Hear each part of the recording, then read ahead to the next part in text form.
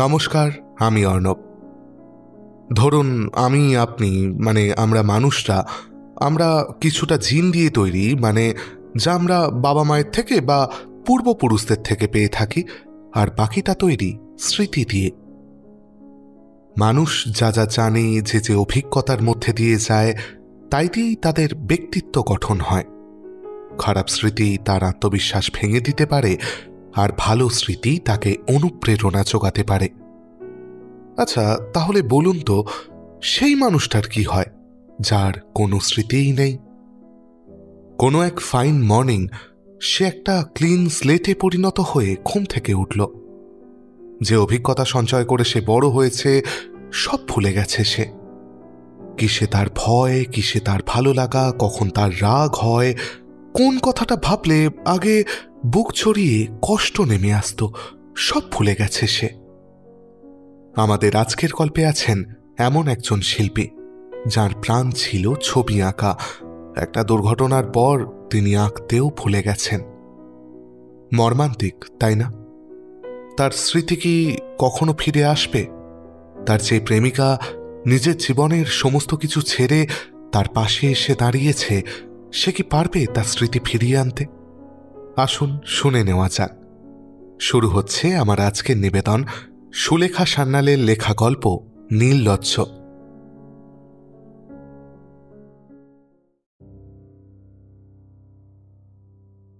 ঘণ্টা বেজেছে।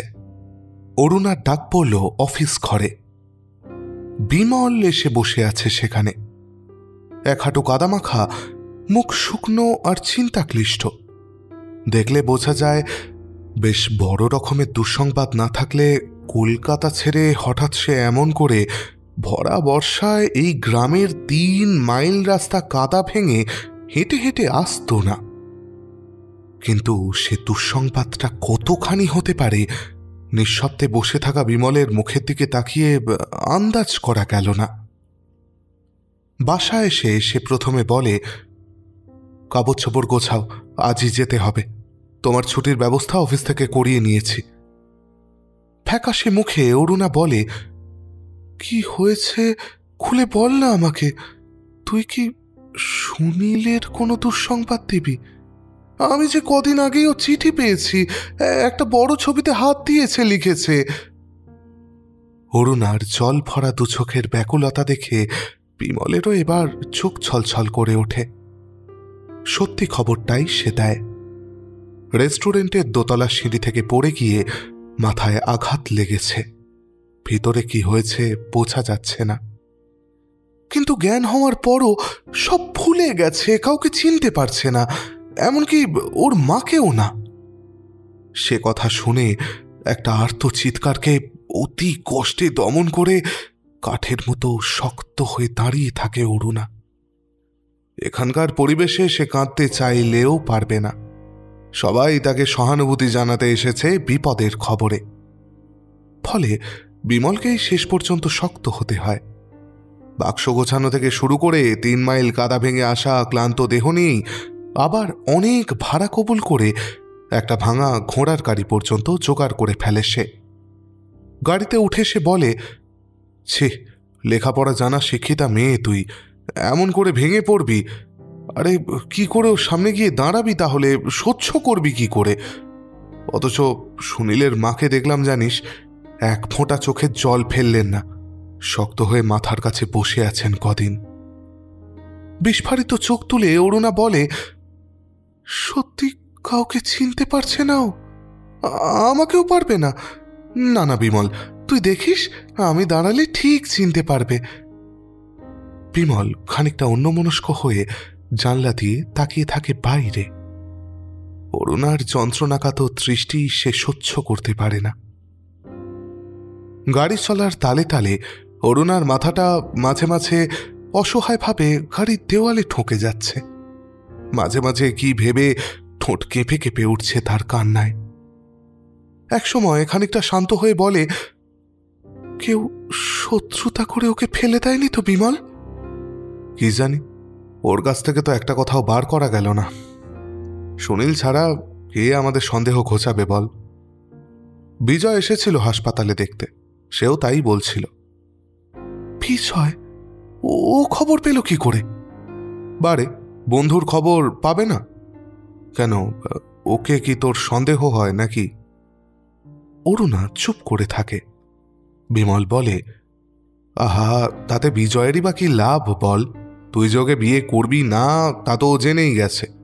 এখন ওর আর কি স্বার্থ? অরুণার ঠোঁটে মৃদু কান্নার মতো করুণ একটা হাসি ফুটে উঠেই মিলিয়ে যায়। তোর মন নিয়ে সে তুই বুঝবি নে বিমল। সুনীলের রূপ নেই, টাকা নেই, কিন্তু যা আছে সেটাই ওর সম্পদ। সেটুকু কেড়ে নিতে পারলে অন্তত মনের যন্ত্রণা মেটানো যায়। বিমল বোধ করি এত দূর ভেবে দেখেনি। বিরক্ত হয়ে বলে, তা যদি বলো তাহলে বলি, বিজয়ের জন্য সত্যি আমারও কষ্ট হয়। ওই তো একদিন সুনীলের সঙ্গে আলাপ করেই দিয়েছিল তোমার প্রতিষ্ঠার মূলেও তো বিজয়। বিয়েটা হতে আর কদিনই বা বাকি ছিল।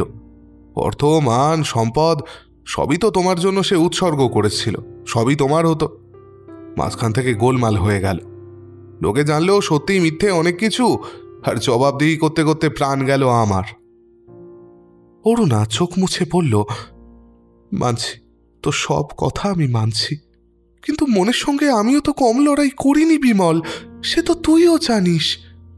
বিজয়ের কাছে কৃতজ্ঞ থাকবো আমি সারা জীবন, কিন্তু আর কি করতে পারি আমি জানি না। মনকে আর কত চাবুক মারবো বলতো?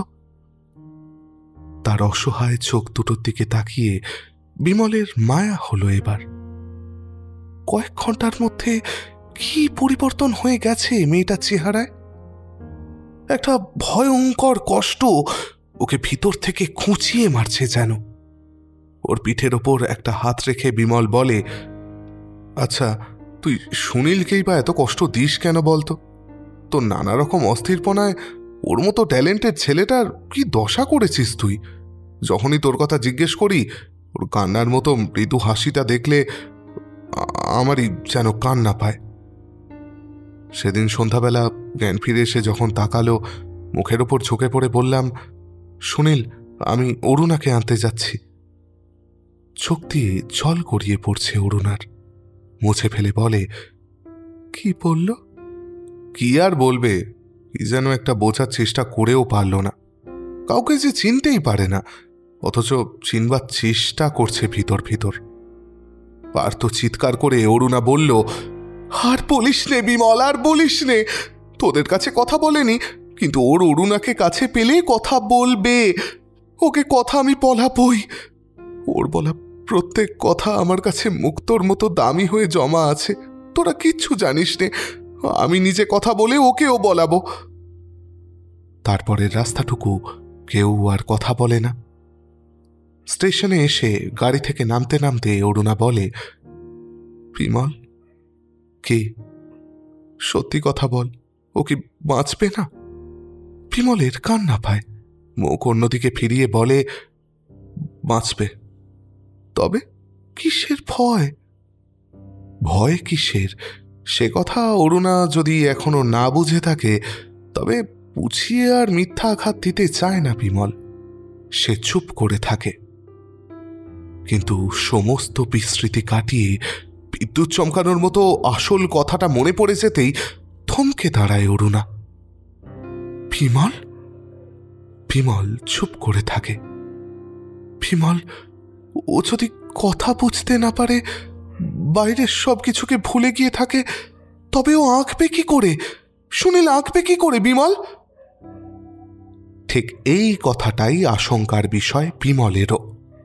এতক্ষণ পরে যেন স্বপ্নভঙ্গের মতো মনে পড়েছে মেয়ের। লোহার গেটের ওপর মাথা রেখে আর 5টা লোকের দ্রষ্টব্য বিষয় হয়ে অরুণা বুঝি নতুন করে আবার কাঁদতে বসবে। শক্ত হাতে তাকে টেনে একটু নির্জন জায়গায় নিয়ে এসে বিমল বলে, আহা, অমন করতে নেই অরুণা, ওই দেখ গাড়ি আসছে। অরুণা বলে, আমাকে ছেড়ে দে বিমল, এই স্টেশনের ধুলোয় গড়াগড়ি দিয়ে আমি একটু প্রাণ ভরে কেঁদে নি। এবার রুক্ষ হয়ে ওঠে বিমল, বলে, দেখ, তোর সঙ্গে বন্ধুত্ব হওয়ার পর থেকে তোর কাণ্ড কারখানা দেখে আমি একেবারে জ্বলে পড়ে গেলাম। এখন যদি তুমি ওরকম করো, তাহলে এই শেষবারের মতো তোমাকে এই স্টেশনে ফেলে রেখে আমি কিন্তু চলে যাব বলে দিচ্ছি। উফ, একেবারে অতিষ্ঠ হয়ে গেলাম তোকে নিয়ে, বলে অরুণার চোখের জল মুছিয়ে দেয়। ট্রেন এলে উঠিয়ে জায়গা করে বসিয়ে দেয়, মালপত্র ঠিক করে রাখে। হাওড়া স্টেশনে নেমে বিমল বলে, এখনো তো দেরি আছে ঘন্টাখানেক, আগে চল আমার মেসে চল, হাত মুখ ধুয়ে একটু সুস্থ হয়ে আসবি। যা চেহারার অবস্থা করেছিস, এই চেহারায় রোগী দেখতে গেলে লোকে চমকে যাবে। কেন, ও কেবিনে থাকে না? ওখানে যেতে সময় লাগে নাকি? টাকা কোথায় কেবিনের? প্রথম দিন দিনে একটু এমার্জেন্ট বলে রেখেছিলাম, তারপর ডাক্তার মুখার্জি বারণ করলেন। 2-3 দিনের মধ্যে ছেড়েও দেবেন শুনেছি। আমার অবস্থা তো জানিস, মাইনে পেতে না পেতেই কোথায় মিলিয়ে যায়। মাসের শেষ দিকে যা মুশকিলে পড়েছিলাম ওকে নিয়ে। অত কথা অরুণার বোধহয় কানেও যায় না। ছলছলে চোখ মেলে সে বাইরের দিকে তাকিয়ে থাকে। হয়তো বিমলের মেসে যেতে ওর আপত্তিও ছিল না প্রথমে, কিন্তু মেডিকেল কলেজের রাস্তাটা পার হতে গিয়েই বিপদ হলো। প্রায় কেঁদে ফেলে অরুণা বলে, তোর পায়ে পড়ে আমাকে এখানে নামিয়ে দে বিমল, সময় না হয়ে থাক আমি সিঁড়ির ওপরে গিয়ে বসে থাকি। এমন আতঙ্কিত তার চোখ মুখ দেখলে মনে হবে বিমল বুঝি ভুলিয়ে ভালিয়ে তাকে কোথাও নিয়ে যাচ্ছে। অগত্যা ওকে নামিয়েই দিতে হয়। বেড নাম্বারটা বারবার মনে করিয়ে ইতস্তত করে বিমল। অবশেষে ফিরেই যায়। যতক্ষণ দেখা যায় তাকিয়ে থাকে টলতে টলতে ঢোকা অরুণার দিকে। কি পাগলামো করে বসবে মেয়েটা কে জানে। পরিচিত এতক্ষণের আশ্রয়টা থেকে হঠাৎ কেউ যেন ওকে অচেনা এক ভিড়ে ঠেলে দিয়েছে। এতদিনের এত ভালো লাগা কলকাতাকে তেমনি মনে হতে থাকে অরুণার। কিন্তু শিক্ষিতা মেয়ে এসে বুকের মধ্যেটা জ্বলে পুড়ে গেলেও হাউমাউ করে চেঁচিয়ে কাঁদতে পারবে না। নিজেকে অসহায় মনে হলেও বুদ্ধি ঠিক রেখে চলতে হবে, পাগলামো করা চলবে না। এই কথা কটা অরুণার মনে আছে। পাগলামো তাই সে করে না, কেবল বেড নাম্বারটা ভুলে না যাবার আপ্রাণ চেষ্টা করে ব্যাগটা বুকের কাছে চেপে ধরে দোতলায় উঠবার সিঁড়িটার কাছে পাতা বেঞ্চিখানার ওপর বসে থাকে চুপ করে। সামনে ওয়াল ক্লকটায় ঢং ঢং করে 3টে বাজার শব্দে চোখ তুলে তাকায়। সময়ের হিসেব করে একবার বিড়বিড় করে, তারপর আবার তেমনি মাটির দিকে চোখ নামিয়ে বসে থাকে। কোনো ঘর থেকে একটা ঝাঁঝালো ওষুধের গন্ধ ভেসে আসছে। অনেকগুলো জুতোর শব্দ পাওয়া গেল। কারা যেন দ্রুত পায়ে চলাফেরা করে বেড়াচ্ছে পাশের ঘরটায়। দুবার দুজন সাদা অ্যাপ্রন বাঁধা নার্স খুটখাট করে চলে গেল সামনে দিয়ে। তাদের দিকে তাকাতে গিয়ে অরুণার চোখ দুটো আটকে রইল সাদা চুনকাম করা দেওয়ালের গায়ে। আবার একজন নার্স এসে সামনে দাঁড়িয়েছে। হয়তো খড়ি পরা ব্যাগ ঝোলানো মেয়েটাকে 1 ঘন্টা আগে হতভম্বের মতো বসে থাকতে দেখে, নয়তো কর্তব্যবোধে বলে, আপনার কি কোনো পেশেন্ট? কি যে বলে অরুণা নিজেও তা জানে না। সে তো 4টের সময়, মফস্বলে থাকেন বুঝি? আচ্ছা আচ্ছা বসুন।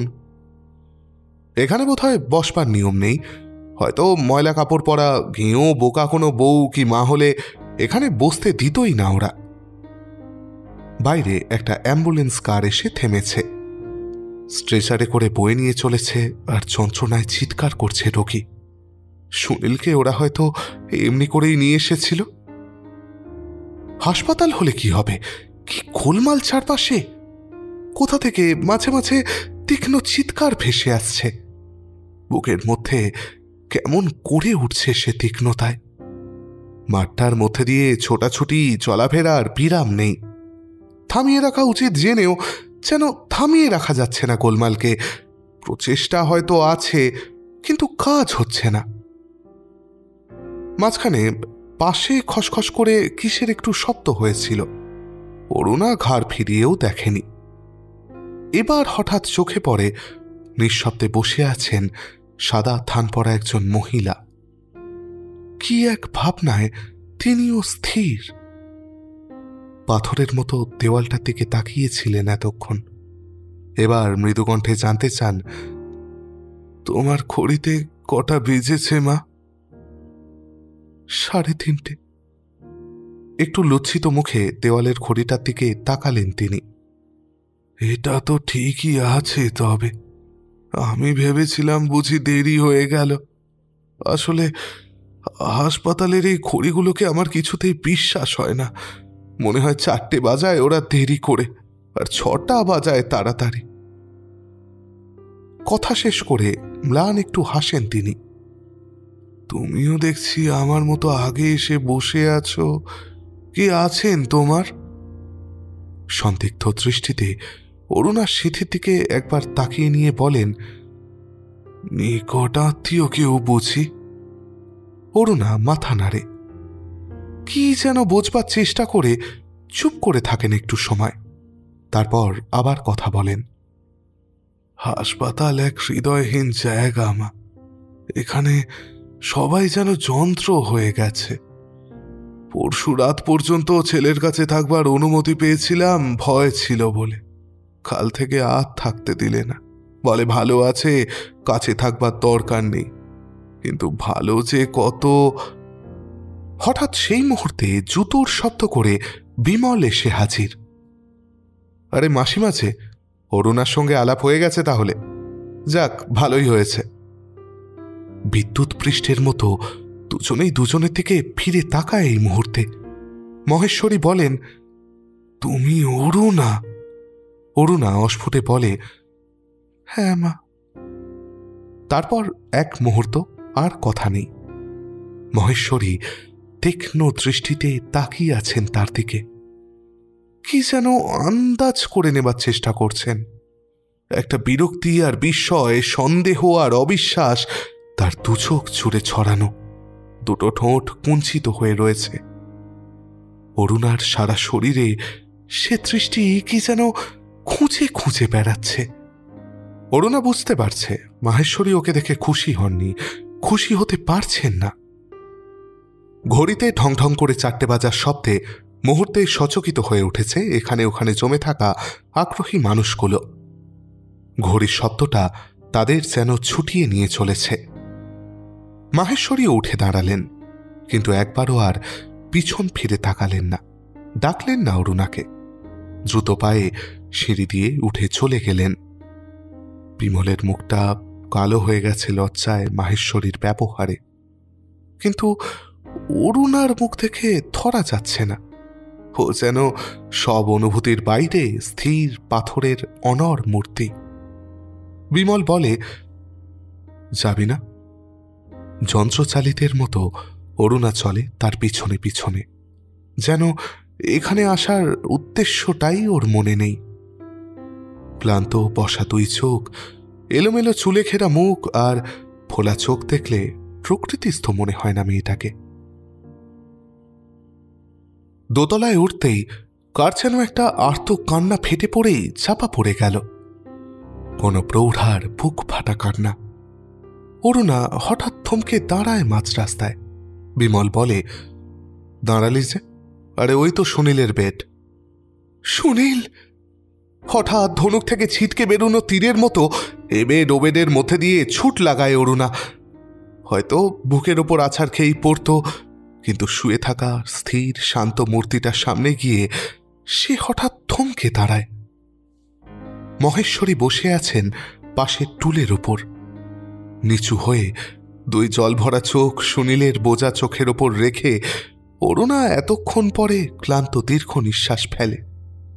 তার দু চোখ ছাপিয়ে অনেকক্ষণের থামিয়ে রাখা জল গড়িয়ে পড়ছে, ঠোঁট কাঁপছে থরথর করে। বিমল পাশে বসে বলে, সুনীল, অরুণা এসেছে, তাকিয়ে দেখ।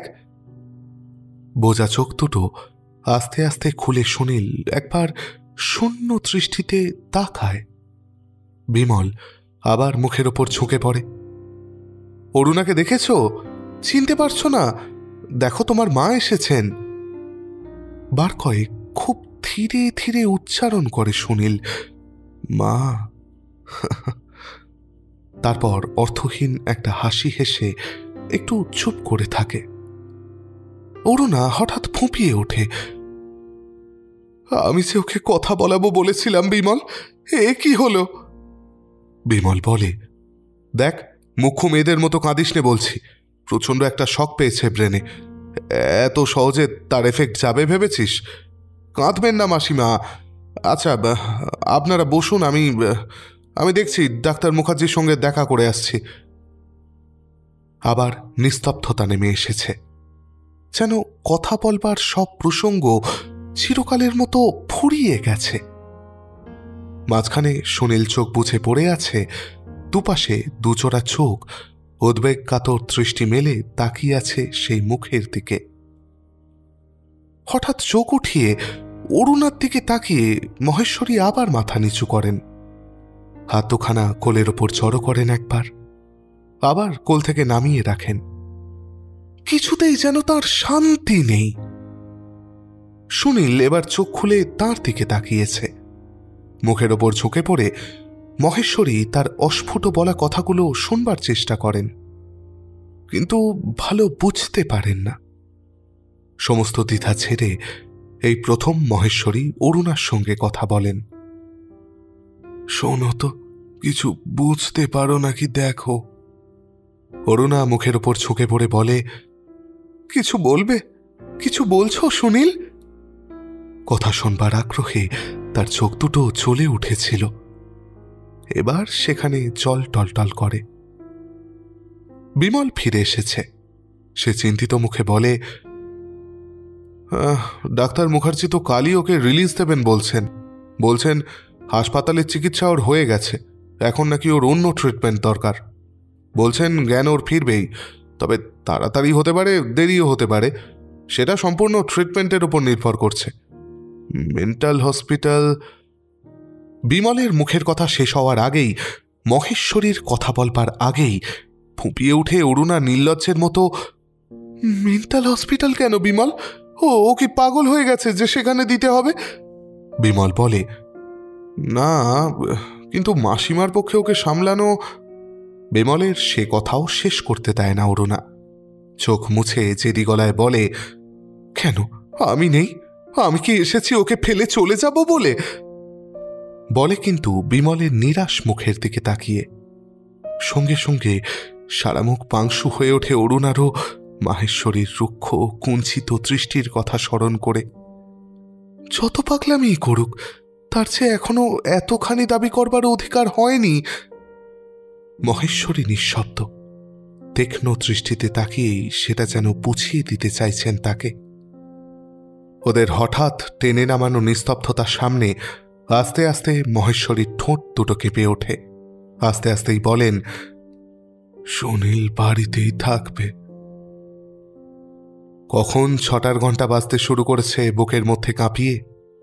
সেই একটানা ঘন্টা শুনতে শুনতে আরো জোরে সুনীলের খাটের পাশ চেপে ধরতে থাকে অরুণা, আরো বেশি মাথা ঝুঁকিয়ে বসে থাকে সুনীলের মুখের ওপর। মহেশ্বরীর অনিচ্ছুক পা তবু এগিয়ে যায় বাইরের দিকে, কিন্তু অরুণাকে কিছুতেই ওঠানো যায় না। শেষ পর্যন্ত বিমলকেই হাত ধরে টেনে আনতে হয়। সিঁড়ি দিয়ে নামতে নামতে অরুণা হঠাৎ ফিরে দাঁড়িয়ে বলে, সুনীল কোথায় ডাকছে। কোথায়? তোরও কি মাথা খারাপ হলো অরুণা? অরুণা বলে, না রে, তোরা শুনতে পাচ্ছিস না, ওই তো ডাকছে। এই অস্বাভাবিক পাগলামো করা মেয়েটাকে নিয়ে যে কি করবে বিমল কিছুই ভেবে পায় না। ওর আশা ছিল মহেশ্বরী ওকে হয়তো কাছে টেনে নেবেন, কিন্তু সেই যে তিনি রুক্ষ দৃষ্টিতে তাকিয়েছিলেন, তারপর থেকেই কুঞ্চিত চোখে কি একটা ভাবনায় ডুবে আছেন। শক্ত করে অরুণার হাত ধরে গেটের বাইরে এনে দেখে মহেশ্বরী রাস্তা পার হবার উদ্যোগ করছেন। বিমল বলে, ট্রামে যাবেন বুঝি? নিঃশব্দে তিনি মাথা নাড়েন। ট্রামে কেন, আসুন না আমাদের সঙ্গে, নামিয়ে দিয়ে যাব। এই মেয়েটাকে নিয়ে তো ট্রামে বাসে ওঠা যাবে না। এতক্ষণ পরে অরুণার মুখের দিকে চোখের দৃষ্টি স্বাভাবিক করে তাকান মাহেশ্বরী। তারপর সরে এসে তার গা ঘেঁষে দাঁড়িয়ে অনুচ্চ স্বরে বলেন, তাই চলো। বাড়ির দরজার সামনে ট্যাক্সির দরজা খুলে মহেশ্বরী নামলেন। সঙ্গে সঙ্গে অরুণাও। বিমল বলে, ও কি রে, তুই নামলি কেন? যেতে হবে না? মহেশ্বরী এই প্রথম অরুণার সম্পর্কে কৌতূহল প্রকাশ করলেন। তুমি তো শুনেছি মেসে থাকো বিমল, ওরও তো নিকট আত্মীয় কেউ কলকাতায় নেই, কোথায় রাখবে ওকে? এতক্ষণ যা হয়নি এবার হলো। বিমল একটু অভিমান মেশানো বিরক্তি প্রকাশ করে ঠোঁট উল্টে বলল, দেখি, আমার এক বোন থাকে হরিশ মুখার্জি রোডের মেয়ে হোস্টেলে, ওখানেই ওকে দিন কয়েকের জন্য গেস্ট করে যদি রাখা যায়। ও টরুনা, যা চেহারা করেছিস, কোথাও তুলতেই তোকে আমার লজ্জা হচ্ছে। মিটারে শুধু শুধু ভাড়া উঠছে, কিন্তু অরুণার সে খেয়ালও নেই। সে তেমনি স্থির হয়ে দরজা ধরে দাঁড়িয়ে থাকে। বিমল বলে, দিন তো মাসিমা ওকে হাতটা ধরে উঠিয়ে, কি মুশকিলেই যে পড়েছি আমি। এতক্ষণে অরুণা কথা বলে, তুই চলে যা বিমল, আমি এখানেই থাকব। এবার মহেশ্বরীও চমকে ওঠেন। রুক্ষ দৃষ্টি মিলিয়ে গিয়ে তার হঠাৎ চোখ ছলছল করে ওঠে ভেতরকার দুর্বোধ্য এক আবেগে। কাছে সরে এসে পিঠে হাত রেখে এতক্ষণের মধ্যে এই প্রথম ওর নাম ধরে ডেকে কথা বলেন তিনি। থাকবে তুমি এখানে অরুণা? এতক্ষণের চাপা দুঃখের স্রোত যেন বাঁধ ভাঙা বন্যার মতো বেরিয়ে আসে। দু হাতে মহেশ্বরীকে জড়িয়ে ধরে কাঁধে মুখ লুকিয়ে হাউমাউ করে কেঁদে ওঠে অত বড় মেয়েটা। থাকবো মা, এখান থেকে আমি কোথায় যাব? আপনি যে সুনীলের মা, আপনিই বুঝবেন আমাকে। আমার নিজের মা আমাকে বোঝে না, জানেন? বলে, সুনীলের মধ্যে তুই কি দেখলি? আমি বোঝাতে পারি না, চেনাতে পারি নে, কিন্তু আপনি তো চেনেন তাকে। আপনারই রক্ত দিয়ে যে সে গড়া। কি পেলে রূপ ঐশ্বর্য কিছু চায় না মানুষ, সুনীলকে দেখে আপনি তো বোঝেন। কান্নায় মাহেশ্বরীরও গলা বুঝে আসে। রুদ্ধ আবেগে তাকে কথা বলতে দেয় না, কেবল নিঃশব্দে মাথায় হাত বুলিয়ে দিতে থাকেন। তারপর একসময় চোখ মুছে বলেন, তুমি যাও বিমল, ও আমার কাছেই থাকলো। ঘরে গিয়ে মহেশ্বরীর কোলের মধ্যে মুখ গুজে কাঁদে অরুণা। এমন সমব্যথীর কান্না বিমলের কাছেও কাঁদতে পারেনি। একসময় উঠে বসে চোখ মুছে বলে, ওর ঘরটা কি বন্ধ হয়ে পড়ে আছে? মাহেশ্বরী বলেন, না না, সে ঘরে এখন না, সে যা হয়ে আছে, সারা ঘরময় তার আঁকা সরঞ্জাম ছড়ানো, জামা কাপড় বইপত্তর সব ঝরানো ছেটানো, এক হাঁটু ধুলো। সেখানে ঢুকলেই মনে হবে পরিষ্কার করি। তাই তো যাব। সে কি, তোমার এমনি অবস্থা, আগে নিজে বিশ্রাম করো, এখন ওসব পাগলামো করো না অরুণা। জল ভরা চোখ তুলে অরুণা জানতে চায়, আমাকে লিখেছিল একখানা বড় ছবি আঁকছে। বড় ছবি? সে তো আধখানা ক্যানভাস পড়ে আছে, তুলো পড়ছে দেখে আমি ঠেকে রেখেছি। এসে অবধি ও ঘরে আমি একদিন একটুখানি ঢুকেই চলে এসেছি, ওখানে গেলে আমার কান্না পায়। ধুলো ভরা সেই ঘরের মেঝে চুপ করে বসে থাকে অরুণা।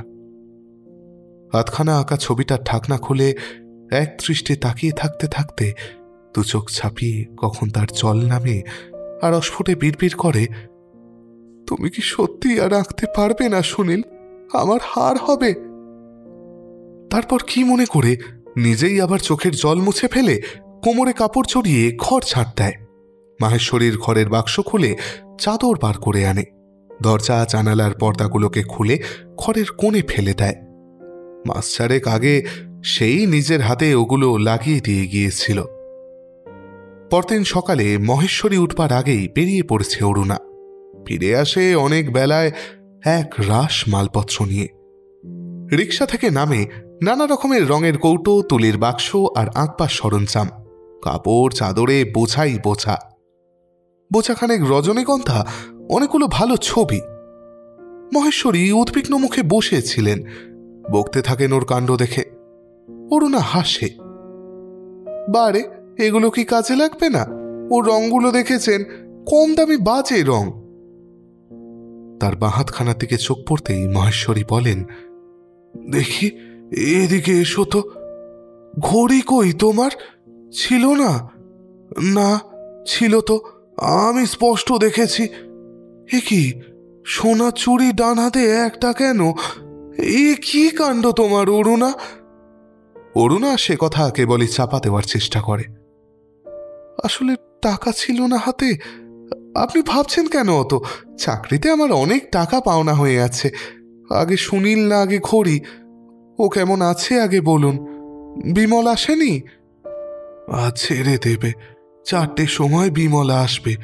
কথা বলেছে একটা দুটো, কিন্তু পুরনো কথা কিছু মনে করতে পারছে না। অরুণার আগ্রহ ভরা চোখ জলে ভরে উঠেছে বলেই যে সে সঙ্গে সঙ্গে মুখ ফিরিয়ে নিয়েছে, মহেশ্বরী অনায়াসেই সেটা বুঝতে পারেন। তিনি বুঝতে পারছেন কি শুনতে চায় অরুণা, কিন্তু বানিয়ে বানিয়ে মিথ্যে তো তিনি বলতে পারবেন না। ক্লান্ত পায়ে অরুণা ঘরে চলে গেল। মহেশ্বরীও পিছু ডাকেন না, তারও আজ মন ভালো নেই। ছেলে আসছে মৃত্যুর মুখ থেকে ফিরে, আনন্দই হওয়া উচিত, কিন্তু হচ্ছে না। মৃত্যুর মুখ থেকে ফিরছে বটে, কিন্তু এ কেমন ছেলে যার দু চোখে অপরিচিতের বিস্ময়। কতকাল অমনি হয়ে থাকবে কে জানে। আর ওই মেয়ে, এমন মেয়ে তিনি কখনো দেখেননি। এ কি খামখেয়ালি মেয়ে! সব জেনে শুনেও নিজের সুখ স্বাচ্ছন্দ্য সুনীলের সঙ্গে জড়িয়ে ফেলতে দ্বিধা করছে না। নাকি এ এক রকমের বিলাস আজকালকার মেয়েদের, ভালোবাসার নামে ভালোবাসার ভান করা। খেতে বসে অরুণা বলে, আমি কিন্তু ওকে আনতে যাব না মা, আপনি আর বিমল যাবেন, আমি ঘরটা গোছাবো। মহেশ্বরী বলেন, আবার গোছাবে কি? অততেও হলো না, এখনো অনেক বাকি। এমন করে রাখতে হবে যেন ওর পুরনো কথা চারপাশে ছড়ানো ছেটানো থাকে। ডাক্তার কি বলেছে মনে নেই? হঠাৎ স্মরণ শক্তি ফিরে আসবে। মহেশ্বরী ডালের হাতার দিকে চোখ নামান হঠাৎ। মেয়েটা ওই একটা কথাকেই সম্বল করেছে। বুকের ভিতরকার কান্নাকে যেন ওই এক কথাতেই থামিয়ে রাখতে চায়। রাখতে পারে রাখুক, কিন্তু মহেশ্বরী আশা করবেন না। জীবনে কেবল আঘাতই পেয়েছেন তিনি। এইসব মেয়েদের মতো অত কঠিন বিশ্বাস তার নেই। বিমল এসে মহেশ্বরীকে নিয়ে গেছে। কথা ছিল গাড়ির শব্দ পেলেই দরজা খুলে দেবে অরুণা, কিন্তু ট্যাক্সির শব্দ পাওয়ার কত আগে থেকে কে জানে। হাঁ করে খোলা দরজায় ভর দিয়ে রাস্তার দিকে ব্যগ্র দুই চোখ মেলে সে দাঁড়িয়ে আছে। দেখলে মনে হবে এই দুদিন ধরে জোর করে কান্না চেপে রেখে উৎসাহের আতিশয্য দেখিয়ে কাজ করা শেষ করে এক নিঃস্ব রিক্ত মেয়ে উদাস হয়ে গেছে আকাশের দিকে চোখ তুলে। সে আকাশ শরতের, ঘন নীল তার রং। সেখানে পাখি উড়ছে মাটিতে ছায়া ফেলে। শহরে ইটকাঠের বন্ধন ডিঙিয়ে কাদের বাড়ির মস্ত উঁচু একটা নারকেল গাছের মাথাটা এখান থেকেও দেখা যাচ্ছে। এই মুহূর্তটাতে এত শিথিল আর অলস তার দাঁড়াবার ভঙ্গি, যেন কোনো ভাবনা নেই তার মনে। গোটা দুই বগাটে ছেলে অনেকক্ষণ থেকে ওকে অমনিভাবে দাঁড়িয়ে থাকতে দেখে একটু রসিকতা করবার আশায় দুবার শীষ দিল। দুবার সামনে দিয়ে যাতায়াত করে বিমর্ষ মুখে আবার কখন সরেও গেছে অরুণা তা লক্ষ্যও করেনি। এমনি করে দাঁড়িয়ে থাকা যে উচিত নয় সে কথাও তার মনে পড়ে না। বিমলই প্রথম ট্যাক্সি থেকে নেমে কাঁধ ধরে ঝাঁকুনি দিয়ে তাকে সজাগ করে তোলে। ওরে, তোর কি হলো আবার? যেন স্বপ্ন থেকে জেগে উঠেছে অরুণা। চমকে উঠে ছুটে আসে ট্যাক্সির কাছে। সেখানে গদিতে মাথা রেখে বসে আছে নিঃশব্দ এক রুগ্ন মূর্তি। আগ্রহ ভরা গলায় তাকে ডাকে অরুণা। সুনীল? দু চোখে জ্বলে ওঠে না পরিচয়ের আলো, মুখের একটা রেখাও আগ্রহে কেঁপে ওঠে না সেই মূর্তির। ইটকাঠ পাথরের মতোই সে বসে থাকে। বিমল আর মহেশ্বরীর হাত ধরে নেমে আসে যন্ত্রের মতো। মহেশ্বরীর চোখ দিয়ে জল গড়িয়ে পড়তে দেখে অরুণা জেদি গলায় বলে, কাঁদবেন না মা, আমি ওকে ভালো করে তুলবই। ঘরে গিয়ে বিমল চেঁচাতে থাকে, ওরে বাবা, এ কি করেছিস রে? এ যে দেখছি একবারে রাজপুত্রের ঘর। মহেশ্বরীও বিস্মিত দৃষ্টিতে দেখছিলেন ঘরখানাকে। সারা দুপুর ধরে মেয়েটা তবে এই কাণ্ড করেছে। ঘরের চারকোণের 4টে সুদৃশ্য ফুলদানি থেকে রজনীগন্ধার গন্ধে সমস্ত ঘর ভরে আছে। ঘরের এক কোণে সুনীলের বিছানা ঢাকা আছে দামি একটা বেড কভার দিয়ে। জানালায় জানালায় ঝুলছে দামি পর্দা, আর ঘরের সবখানে জুড়ে আছে সুনীলের আঁকবার সরঞ্জাম। ডান দিকে যদি সে হাত বাড়ায় পাবে তুলি, রং, খাতা, পেন্সিল। বাঁদিকে হাত বাড়ালেও তার অর্ধেক শেষ হওয়া ছবিখানাকে ঘরের ঠিক মাঝখানে রেখে দিয়েছে অরুণা স্মরণ চিহ্নের মতো। সব সময় ওটার দিকে লক্ষ্য পড়বেই। যার জন্য এত কাণ্ড, সে কিন্তু এসব কিছুরই দিকে ফিরেও তাকায় না। সেই যে তাকে বিছানার ওপর বসিয়ে দেওয়া হয়েছিল জ্বরের মতো, তেমনি সে বসে আছে। মনে হয় জন্মেও সে তার ছবিখানাকে দেখেনি। এত সুন্দর সাজানো ঘর, সুনীল নিশ্চিত মৃত্যুর মুখ থেকে ফিরে এসেছে, কিন্তু তবুও সবাই কেমন করে যেন নির্বাক হয়ে গেছে।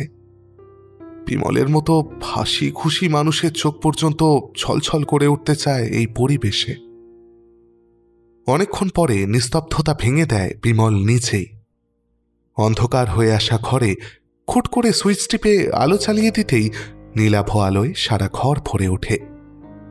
সে আলোয় স্পষ্ট করে কারোর মুখ দেখা যায় না, চোখের জল ধরা যায় না বলে সুবিধে হয় বিমলের। সে বলে,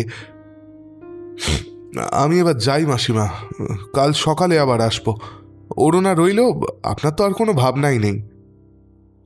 অরুণার পিঠে হাত রেখে সে বলে, আমি যাচ্ছি বুঝলে। তার মুখের দিকে একবার মাত্র তাকিয়ে অরুণা চোখ নিচু করে হঠাৎ এমন করে যে অমন বলিষ্ঠ পুরুষ মানুষ বিমল, তারও হঠাৎ শিশুর মতো কাঁদতে ইচ্ছে করে অরুণার জন্য। অন্যদিকে মুখ ফিরিয়ে সে বলে, দেখ, কুক্ষণে তোর সঙ্গে আমার বন্ধুত্ব হয়েছিল, অন্তত একটা ভালোও করতে পারলাম না কখনো। এক জ্বালা জানিস, এক জ্বালা। বলতে বলতে ঘর ছেড়ে বেরোয়। আর হয়তো এই দমবন্ধ আবহাওয়া থেকে মুক্তি নেবার জন্যই মহেশ্বরীও বেরিয়ে আসেন তার সঙ্গে। এবার খালি ঘরে অরুণা আর সুনীল।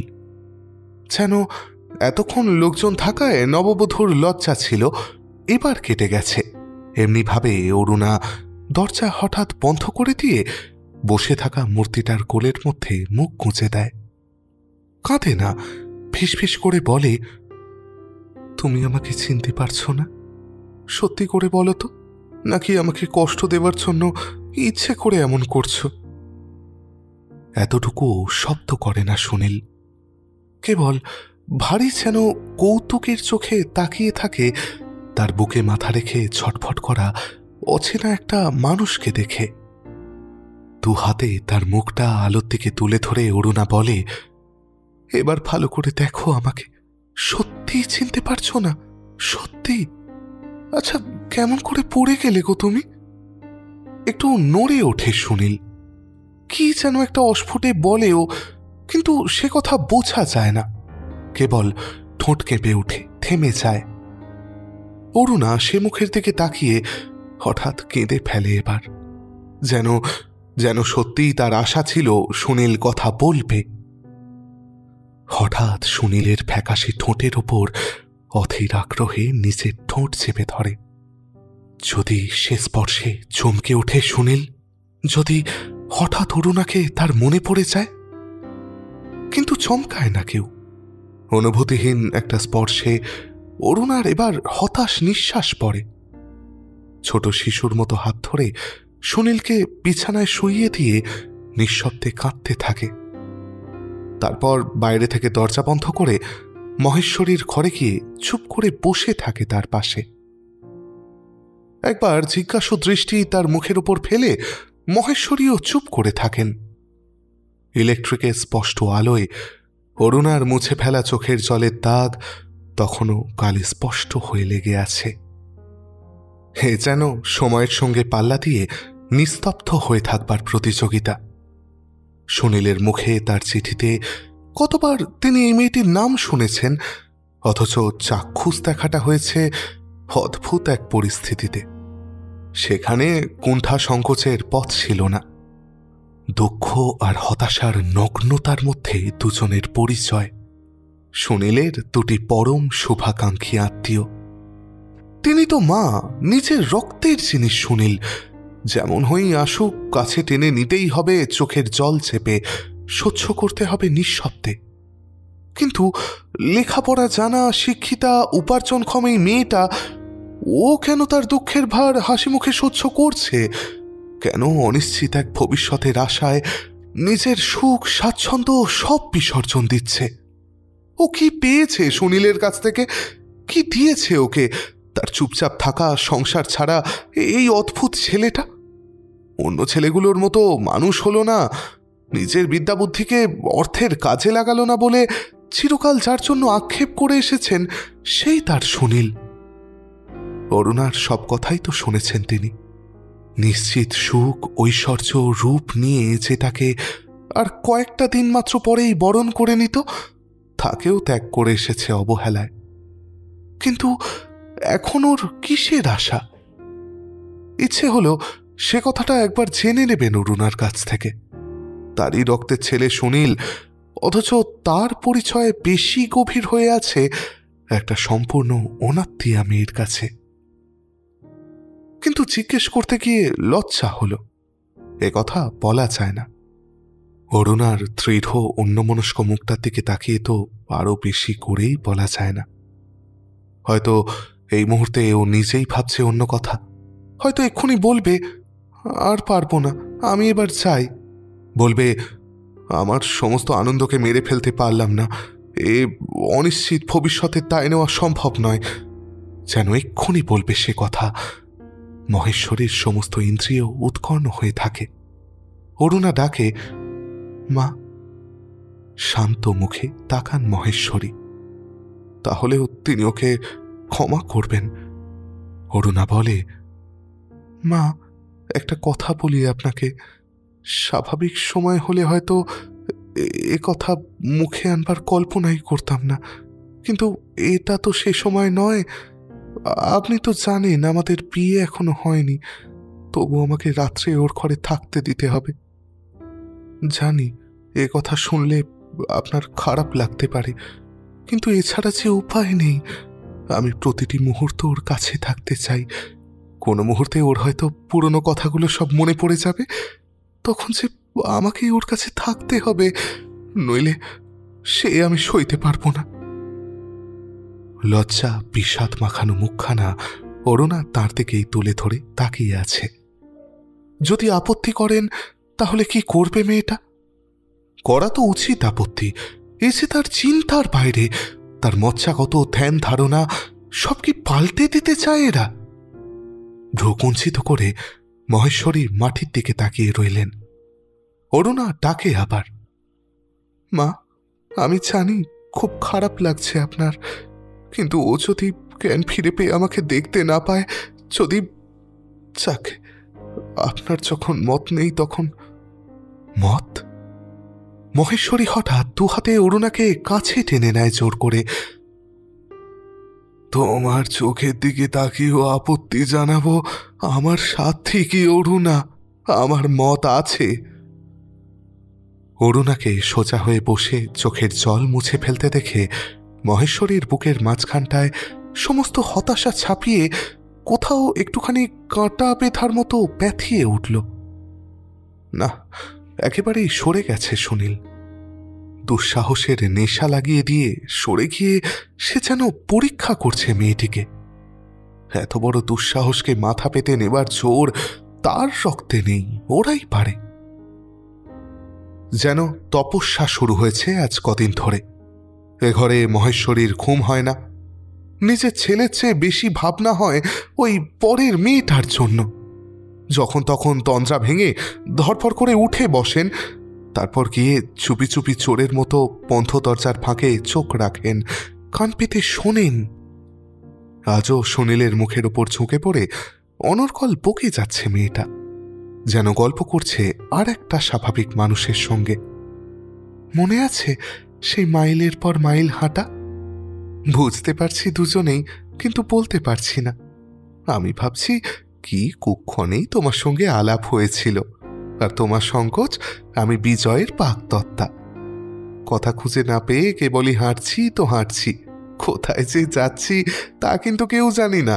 মনে আছে? উত্তর দেয় না কেউ, কেবল মহেশ্বরী সব ভুলে আরো ঘনিষ্ঠ হয়ে আসেন দরজার কাছে, আরো উৎকর্ণ হয়ে ওঠেন। চুপি চুপি সমস্ত রহস্যটা শুনে নিতে চান, যা হয়তো কোনোদিন শুনবার সুযোগ তার হবে না। অরুণা মুখটা আরও নামিয়ে এনেছে সুনীলের মুখের ওপর। তারপর তারপর মনে আছে? ভয় ভয়ে সংকোচ কাটিয়ে জানতে চাইলাম নির্লজ্জের মতো, আমার কথা কবার ভাবেন সারাদিনে? তুমি কি বলেছিলে বলো তো? মহেশ্বরী হঠাৎ বিস্মিত হয়ে থাকেন একটা মুহূর্ত। তবে কি সুনীল কথা বলছে আজ? এমন স্বাভাবিকভাবে নইলে কার সঙ্গে কথা বলছে অরুণা? ছেলের কথা শোনবার আশায় নিঃশ্বাস বন্ধ করে থাকেন। কিন্তু কোথায়? কথা বলছে আবার অরুণাই।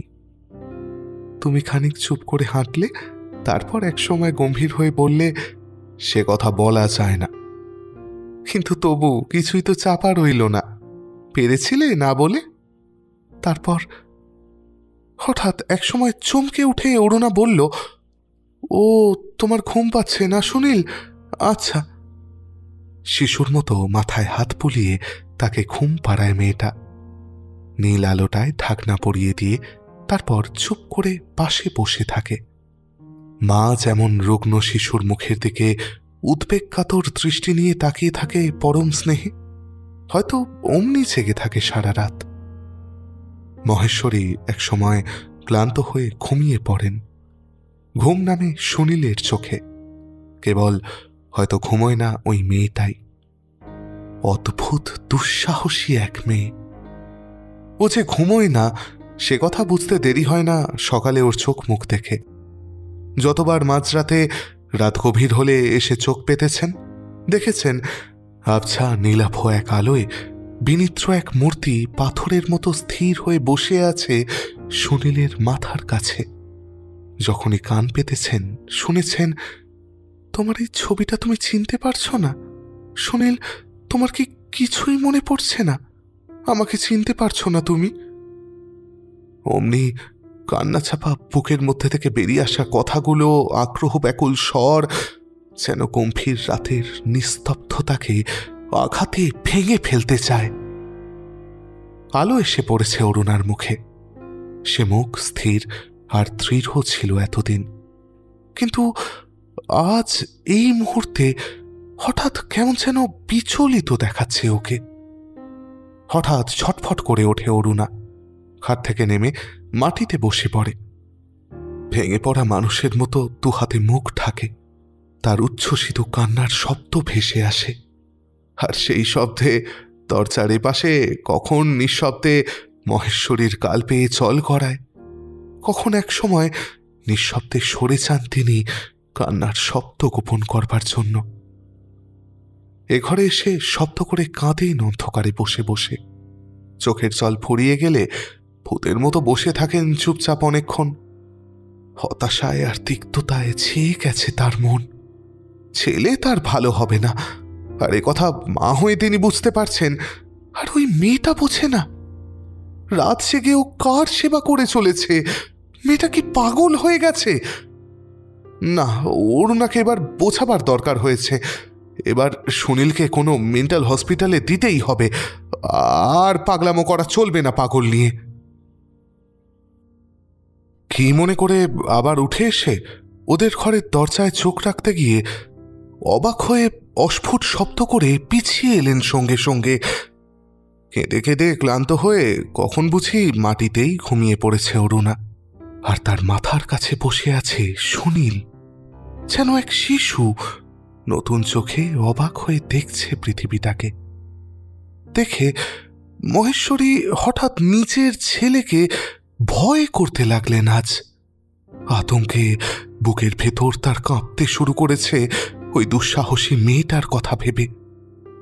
একটা একটা অস্বাভাবিক মানুষের কাছে এমন পরম নির্ভরতায় কি করে নিজেকে সঁপে দিল মেয়েটা? এখন যদি কিছু হয়, যদি... প্রতিটি মুহূর্ত যেন অনন্তকাল।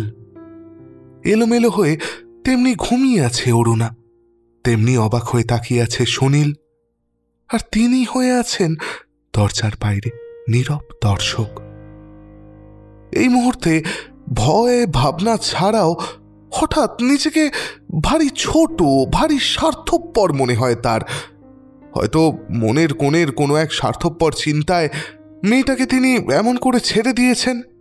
হয়তো ভেবেছিলেন নিজে যা দিনরাত সইতে পারবেন না, ওর ওপর দিয়েই সেটা বয়ে যাক। কিন্তু না, আর নয়, এবার তাকে কর্তব্য করতে হবে। এই মুহূর্তে সজাগ করে দিতে হবে মেয়েটাকে। হঠাৎ উঠে দাঁড়িয়েছে সুনীল, বিছানা থেকে বালিশটাকে নিয়ে এলো। ডাকতে ভুলে গিয়ে মহেশ্বরী অবাক হয়ে তাকিয়ে আছেন।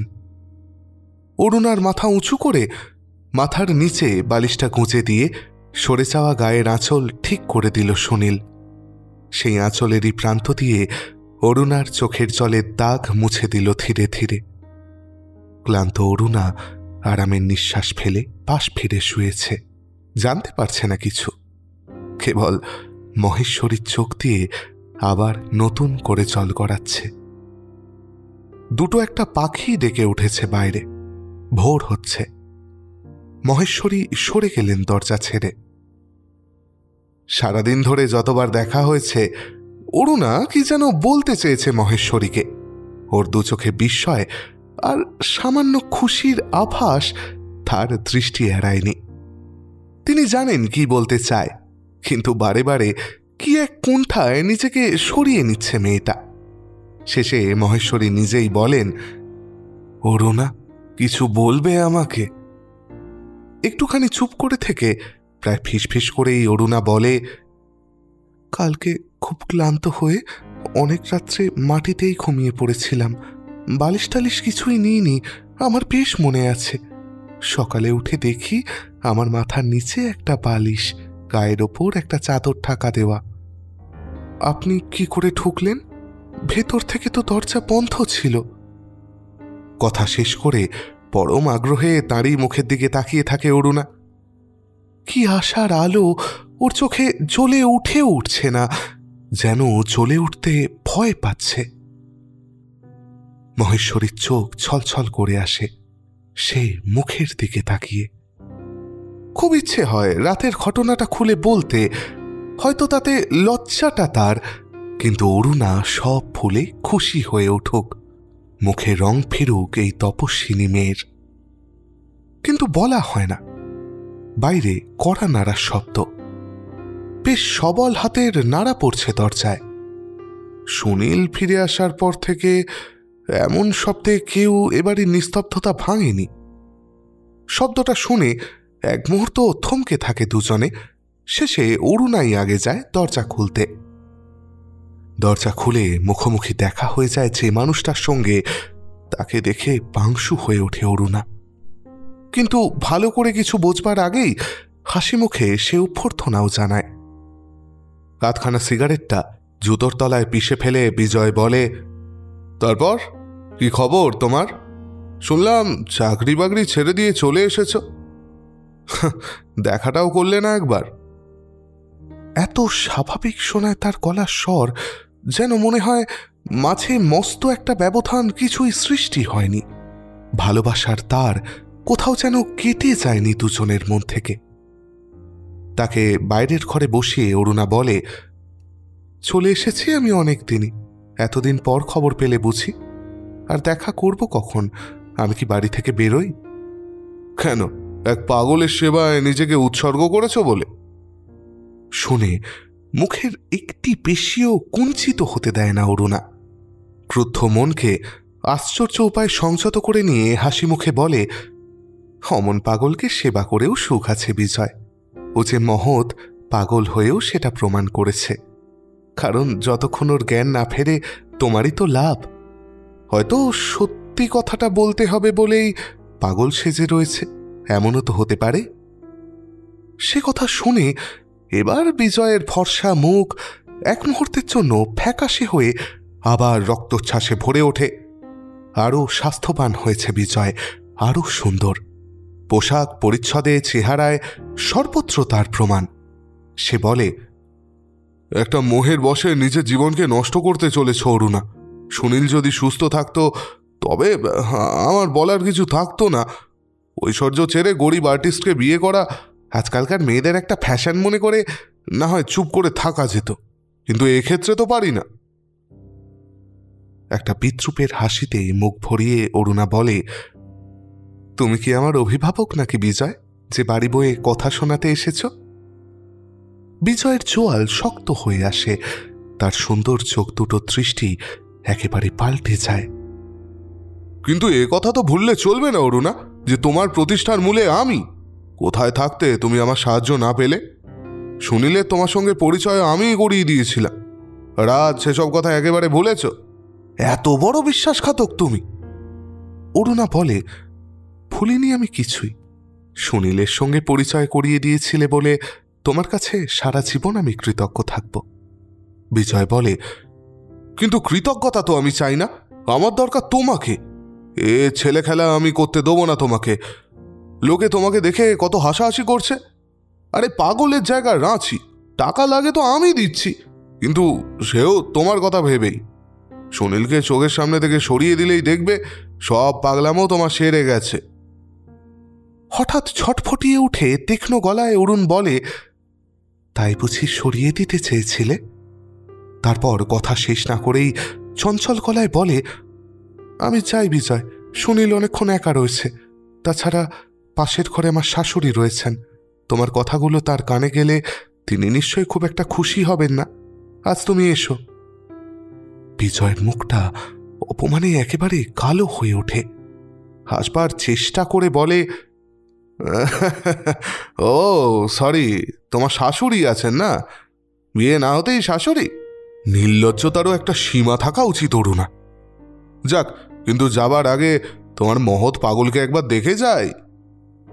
সামনে এগিয়ে যেতে যেতে অরুণা অবিকৃত গলায় বলে, এসো, আমার সঙ্গে এসো। বাইরে থেকে দরজা খুলে ঘরে ঢুকে যেন জেদি গলায় বলে, দেখো বিজয়, দেখেছ? বিজয় দরজার কাছে থমকে দাঁড়িয়ে তীক্ষ্ণ কুঞ্চিত চোখে পেছন ফিরে দাঁড়িয়ে থাকা রোগা লম্বা মানুষটার দিকে একভাবে তাকিয়ে থাকে। মস্ত বড় ক্যানভাসের ওপর তার খানিক এগে রাখা ছবিটাকে দেখছে সুনীল। আজই প্রথম সে এমন করে দাঁড়িয়েছে। অরুণা তার পিঠের ওপর হাত রেখে আস্তে আস্তে ডাকে, সুনীল। সে ডাকে স্থির নিষ্পন্দ মূর্তিটা যেন বিদ্যুৎ স্পৃষ্টের মতো কেঁপে উঠে ফিরে দাঁড়ায়, আর সঙ্গে সঙ্গে ওর চোখ গিয়ে পড়ে বিজয়ের মুখে। এই প্রথম স্থির মূর্তিটার চোখে যেন জগতের চেনা আলো এসে পড়েছে। ঠোঁট কাঁপছে, যেন শিউরে উঠেছে তার ভেতরকার সংকুচিত পেশিগুলো প্রচণ্ড এক আলোড়নে। বিজয়ের বিস্ময় কাটতে একটা সেকেন্ড লাগলো কি লাগলো না, নিজেকে প্রাণপণে সংযত করে নিয়ে সে ঘর ছেড়ে বেরিয়ে এসেছে ঊর্ধ্বশ্বাসে। তার সঙ্গে অরুণাও। তার লাল পেরে কাপড়ের আঁচল বাতাসে দুলিয়ে মিলিয়ে যাওয়ার আগেই সুনীলের ভেতরকার সমস্ত জমানো কথা এক প্রচণ্ড আর্তনাদে ভেঙে পড়ে। অরুণা! নিচের দরজা বন্ধ করতে করতে সে ডাক শুনে দুহাতে বুক চেপে ধরে যেন নিঃশ্বাস রুদ্ধ করে রাখতে চায় অরুণা। কে ডাকে? দ্রুততর পায়ে উঠতে থাকে সিঁড়ি দিয়ে। এতদিনের এত ক্লান্তি, এত রাত জাগার কষ্ট, হতাশাতেও যা হয়নি, আজ সেই শরীর তার থরথর করে কাঁপছে। মহেশ্বরীকে খোঁজবার জন্য সে পাগলের মতো তাকায়, কিন্তু ডাকতে গিয়ে তার গলায় স্বর ফোটে না। সুনীল যেন কান্নার মতো আকুল আহ্বানে ডাকছে। ডাকতে ডাকতে সে বেরিয়ে এসেছে সিঁড়ির মাথায়। তার দু চোখে জ্বলে উঠেছে পরিচয়ের আলো, কিন্তু এখন আর উঠে আসবারও ক্ষমতা নেই অরুণার। সমস্ত শক্তি যেন আজই নিঃশেষ হয়ে গেছে তার। পাগল হয়ে যা করেনি, সুস্থ সুনীল এবার তাই করে। সিঁড়ি দিয়ে নেমে এসে 2 হাতে অরুণাকে কাছে টেনে নিয়েও যেন সে কিছুতেই বিশ্বাস করতে পারে না। আরো 2 বার অস্ফুটে উচ্চারণ করে তার নাম, আর তার কাঁধে মাথা রেখে অরুণা যেন দীর্ঘদিনের জমানো বিরহের কান্না কাঁদতে থাকে। গোলমাল শুনে এতক্ষণ পরে মহেশ্বরী এসে দাঁড়িয়েছেন সিঁড়ির মাথায়। এতদিন পরে অরুণা লজ্জায় ছটফট করে ওঠে মহেশ্বরীকে দেখে, কিন্তু সুনীল ছাড়ে না। তেমনি ভাবেই খুশি মুখে মহেশ্বরীর মুখের দিকে তাকিয়ে থাকে। মা, এ যে সেই অরুণা, সেই পাজি মেয়েটা, তুমি চিনতে পেরেছ? মহেশ্বরীও হাসতে থাকেন খুশিতে।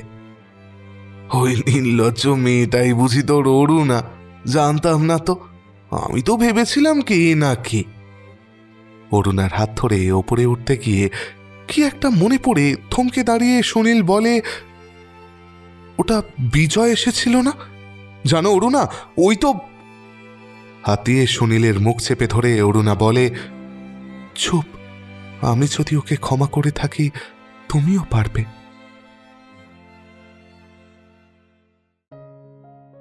ব্যাস, আমাদের আজকের গল্প এখানেই শেষ। গল্পটা কেমন অদ্ভুত, তাই না? সত্যি বলতে আমি গল্পটা পড়ে অনেকক্ষণ ভেবেছিলাম, জানেন।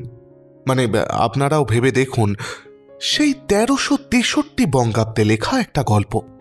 এটা 1432, অর্থাৎ আজ থেকে প্রায় 70 বছর আগের একটা গল্প। সেই সময়ে দাঁড়িয়ে বিমল ও অরুণার প্লেটনিক বন্ধুত্ব, অরুণার বিদ্রোহী হয়ে প্রতিষ্ঠিত বিজয়ের বদলে আজকালকার ভাষায় প্যাশন ফলো করা সুনীলকে বেছে নেওয়া, মহেশ্বরীর ছেলের প্রেমিকাকে ছেলের সঙ্গে এক ঘরে থাকার অনুমতি দেওয়া, সবই যেন আজকের এই যুগের ঘটনা। তাই বা বলি কি করে, আজকের দিনেও কি এতটা সম্ভব? আজ থেকে 70 বছর আগেও যে সাহস থাকলে আধুনিকতাকে গ্রহণ করে নেওয়া যেত ও হতো, তার জলজ্যান্ত উদাহরণ এই গল্প। আচ্ছা, গল্প শেষ, এবার তবে আমায় বিদায় দিন। ফিরে আসবো খুব শিগগিরই নতুন কোনো পুরনো গল্প নিয়ে। ততদিন খুব ভালো থাকবেন, ভালো রাখবেন। শুভরাত্রি।